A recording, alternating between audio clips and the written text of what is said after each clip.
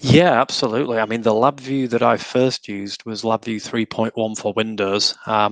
And the one thing I do remember about it was there were no palette or the palettes, the function palettes, the tools palettes. They didn't float as windows like they do now. So we've got the Okay. functions palette. We can just right click anywhere, and the function palette's there, and it can float as its own window. The tools palette kind of floats. I remember those palettes were effectively part of the menu bar at the top. They Okay. were kind of Mhm. permanently docked.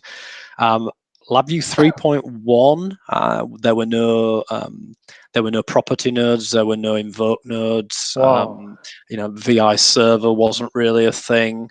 I remember moving on to LabVIEW 4 and actually discovering, well, before they were property nodes and invoke nodes, they were called attribute nodes. And I remember Okay. those things coming along, and it was like, wow, I can Wow. actually do stuff programmatically. I can actually set controls and set, make buttons disabled and grayed out and Wow, that's very interesting. interact with. So that was really cool.